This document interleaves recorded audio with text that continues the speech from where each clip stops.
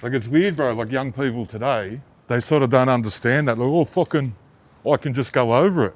But back coming up, like late 80s, 90s, fucking cunts will jump on your head, bro. Proper graffiti writers, especially like old school or middle school, they're fucking animals, bro.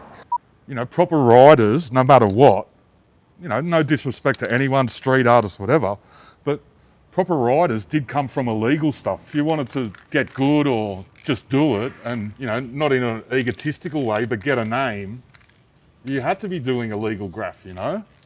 Find a balance, get out there, do it, don't die, don't get arrested.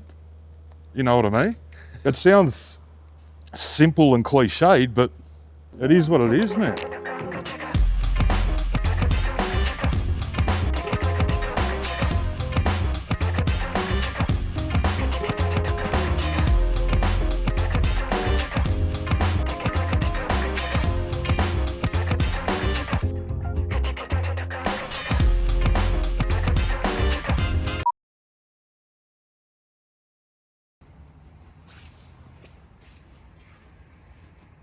I started tagging like 88 and probably piecing by 91. But sticking to myself until I worked it out, bro. You know what I mean? I never really, in my early years, I never really had anyone mentor me. My parents weren't together when I was younger, so I sort of had freedom. And being just good at art, I don't know, man, I sort of gravitated towards it. Yeah. When I was coming through, and even, you know, the first, second generation guys before me, man, you had to go and seek it out yourself. You didn't, you know, there was no internet, you know, there was very few books or very few magazines. So you really had to want to be about it and go and find it, you know what I mean? And be really dedicated to want to participate in it and get better. That's probably just the major difference between then and now, you know? I think it just comes down to your passion, your motivation and your dedication, you know? If you don't get busted, it's so accessible, and, you know, all the paint we have now and, you know, incredible brands like MTN that support it, it actually can be easier. Find a balance, get out there, do it, don't die, don't get arrested. You know, and along the way, be respectful, don't go over people if you don't have to. Don't bomb war memorials, churches, hospitals. Man, it's a big city. There's plenty of areas to go and paint. And modern graffiti, subway writing, mate, that came from New York, it's painted in the train corridors. They have to go and bomb private property and that. Like, it's weird, bro, like young people today, they sort of don't understand that. Like, oh, fucking, I can just go over it. But back coming up, like late 80s, 90s, fucking cunts will jump on your head, bro. Proper graffiti writers, especially like old school or middle school, they're fucking animals, bro.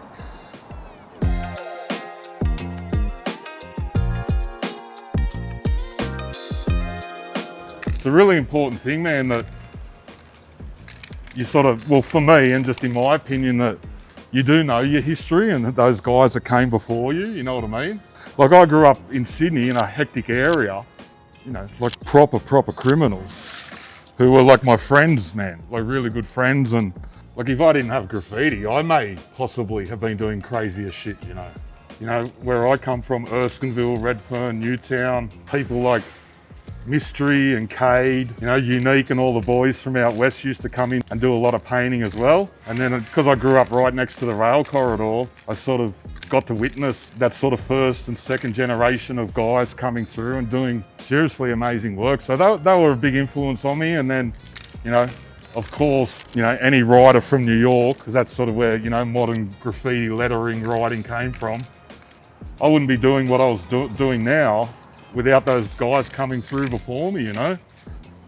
And yeah, real writers, man, like a big thing with being a real writer is can control. So you really should be able to give a proper writer any sort of paint and they're gonna make it work, you know?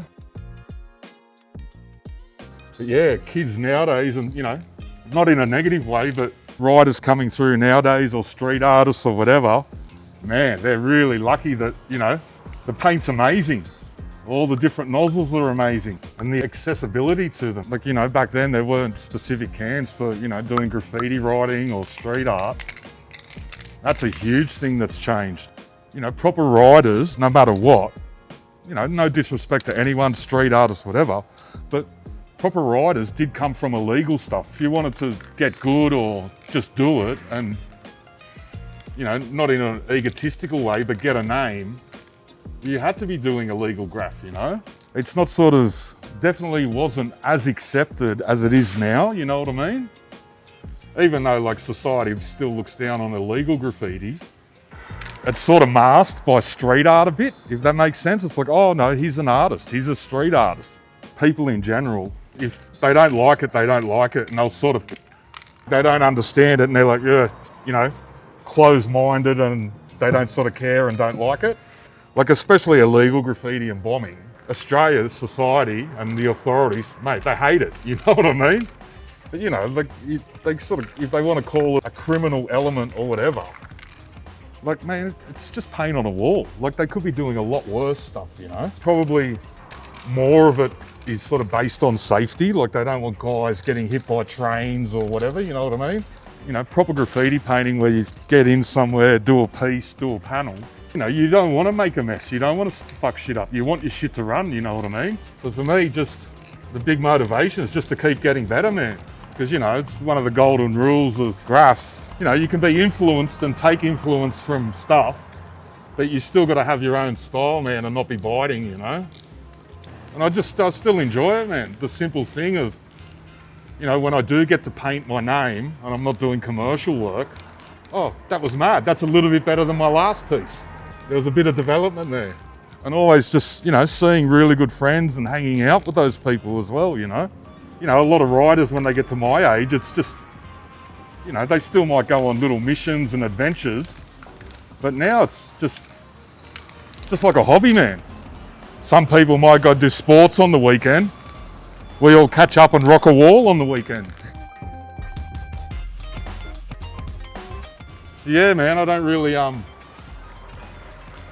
think I'll be stopping anytime soon.